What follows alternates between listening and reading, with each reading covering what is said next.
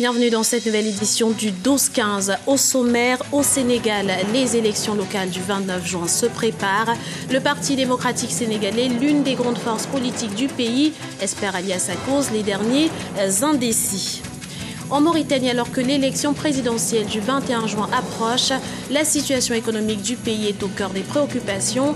Quelle est-elle? Élément de réponse dans ce journal. Et puis, cela fait un an que les Nations Unies apportent leur soutien à la Somalie à travers la MINUSOM, une mission dont le mandat a été prorogé de 12 mois le 29 mai dernier.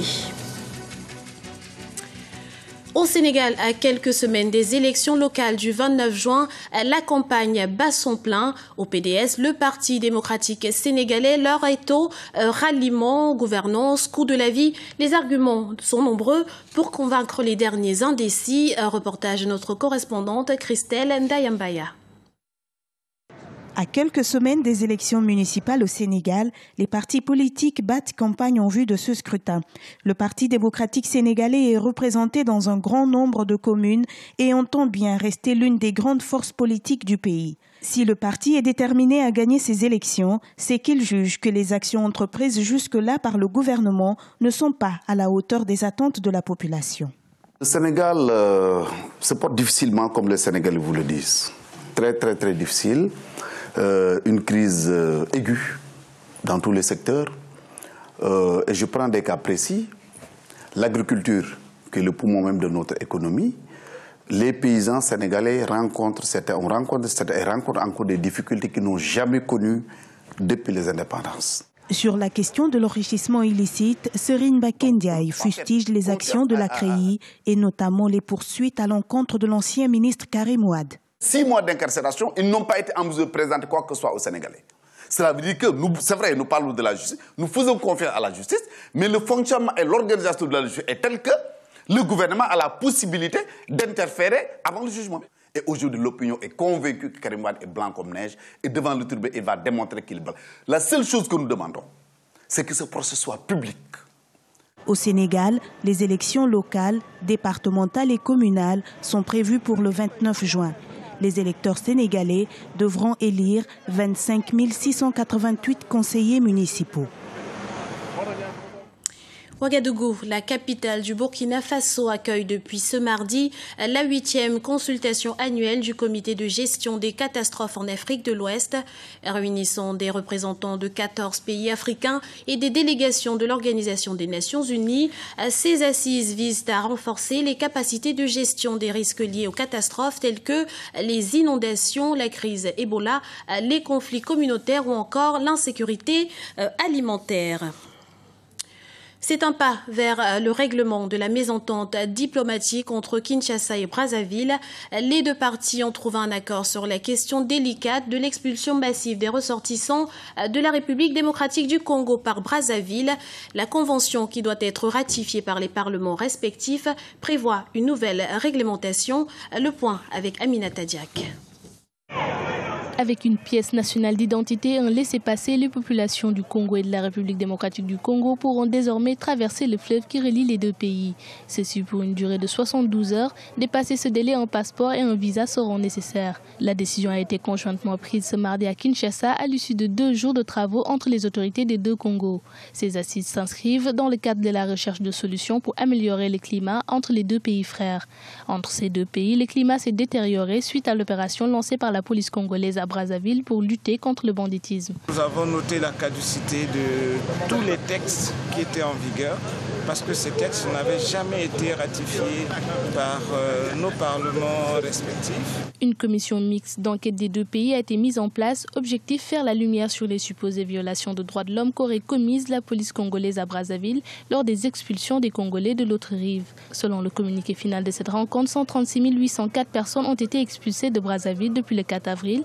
Parmi eux, des hommes, des femmes et des enfants. Reste à savoir si la signature de cet accord pourra contribuer à apaiser la tension entre les deux peuples. Comme vous le savez, il y a un accord à minima qui vient d'être signé entre les deux Congos, qui est une bonne chose puisque ça va dans le sens de l'apaisement entre les deux pays. Mais je pense que le plus important, c'est la mise en place de la commission pour évaluer les expulsions et les causes et les conséquences de ces expulsions pour permettre l'indemnisation en tout cas et les réparations aux victimes de ces expulsions. Si des violations de droits de l'homme sont avérées, l'accord prévoit réparation des préjudices. Quant à l'opération de police Bataille à Bakolo, la gifle des aînés en français, elle devra se poursuivre, affirme Brazzaville, dans le seul but d'éradiquer le grand banditisme en République du Congo. En Mauritanie, la campagne électorale pour l'élection présidentielle du 21 juin débutera ce vendredi. Outre l'actuel président Ould Abdel Aziz, les 4 autres candidats à ce scrutin sont l'ancien ministre des Finances Bouadjel Ould Oumeid, l'ancien journaliste Ibrahima Mokhtar Sarr, la candidate indépendante Lala Mariem Mint Moulay Idriss et le militant anti-esclavagiste Biram Ould Da Ould Abeid. Rappelons que l'opposition radicale boycotte toujours cette élection, dénonçant un calendrier électoral unilatéral.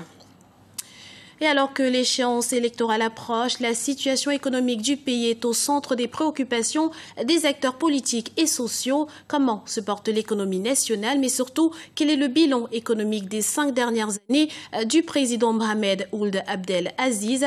Élément de réponse dans ce reportage de notre correspondant Franck Noudofina. De 2009, date de la dernière élection présidentielle, à 2014, la situation économique de la Mauritanie a connu une légère amélioration. La croissance économique s'est affermie au fil des années et a atteint 6,7% en 2013. Elle pourrait se maintenir autour de 7,3% à la fin de l'année 2014. Des résultats dont on fait une lecture différente selon que l'on soit de la mouvance présidentielle ou de l'opposition. Son bilan, son programme des élections présidentielles dernières a été aujourd'hui réalisé à 90%. C'est un programme qui va dans le sens du pauvre, du citoyen pauvre mauritanien, au niveau des infrastructures, au niveau de l'eau, au niveau de la santé. Économiquement parlant, les indicateurs macroéconomiques ne sont pas mauvais. Mais comme dit l'autre, la croissance ne se mange pas. Nous sommes dans une croissance moyenne par rapport à l'Afrique en réalité. Il n'y a rien d'extraordinaire. Les secteurs des mines et de la pêche sont les principaux pourvoyeurs de l'économie mauritanienne. Cela a permis par ailleurs la création d'emplois, notamment chez les jeunes. Le taux de chômage global s'élevait à 10,1% selon l'enquête nationale de référence sur l'emploi et le secteur informel publiée en 2013. Un niveau nettement inférieur au chiffre de 32% en 2008. La situation macroéconomique semble être maîtrisée et il y a de plus en plus de Mauritaniens qui accèdent à la classe moyenne. Quand vous observez Nouakchott, il y a un plus grand nombre de biens d'équipement qu'il y a 5 ans par exemple. Il y a beaucoup plus de voitures, il y a beaucoup plus de maisons qui se construisent, il y a davantage de gens qui vont à l'extérieur, qui reviennent, il y a des gens qui créent leur société, etc. Mais tout cela, il doit être nuancé. Malgré les indicateurs économiques favorables, les chances d'atteindre les objectifs du millénaire pour le développement à l'horizon 2015 restent mitigées. Des progrès ont été enregistrés dans le secteur de l'éducation par exemple, mais beaucoup reste à faire dans les domaines de la santé, des transports et des infrastructures. En Afrique du Sud, une nouvelle offre salariale a été soumise au syndicat du platine pour tenter de mettre fin à la grève qui paralyse les principaux producteurs de platine et pénalise l'ensemble de l'économie nationale. Selon les médias locaux, la hausse proposée équivaut à 800 randes mensuelles de plus pour les mineurs les moins bien payés, une proposition actuellement en cours d'examination par les producteurs. Le premier anniversaire de la mission d'assistance des Nations Unies en Somalie a été célébré ce mardi dans la capitale Mogadiscio. Une manifestation présidée par le président de la République, Hassan Sheikh Mohamud, qui a salué les efforts de ses partenaires pour sortir le pays de la crise politique. Les précisions d'Aminata Diak. La mission d'assistance des Nations Unies en Somalie a fêté son premier anniversaire ce mardi à Mogadiscio. La cérémonie a été présidée par le chef de l'État somalien Hassan Sheikh Mohamud en présence du représentant spécial de l'ONU, Nicolas Kay. Une exposition photo célébrant le processus de consolidation de la paix a été présentée lors de la manifestation, une occasion pour le président somalien de saluer l'engagement de l'ONU et de ses partenaires dans la reconstruction du pays. Aristote disait que le but de l'art n'est pas de représenter l'aspect extérieur des choses, mais la signification intérieure. Aujourd'hui, ces photos sur ce mur révèlent toute l'importance de notre effort de renforcement de l'État en collaboration avec l'Organisation des Nations Unies et les autres partenaires internationaux.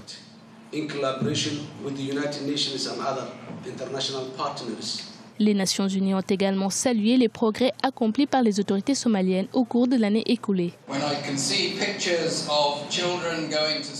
Quand je vois des photos d'enfants qui vont à l'école, d'étudiants diplômés, de marchés en plein essor et de plus en plus de femmes actives jouant un rôle important dans la vie politique, je suis très optimiste pour l'avenir de la Somalie. Le Conseil de sécurité a prorogé d'1 an le 29 mai dernier le mandat de la mission d'assistance des Nations Unies en Somalie. Cette décision vise à accompagner le pays dans la concrétisation de ses priorités afin de faciliter le processus politique engagé par le gouvernement. C'était le journal de la rédaction. Merci de l'avoir suivi. Retrouvez dans un instant une nouvelle édition du 12-15 sur Africa 24.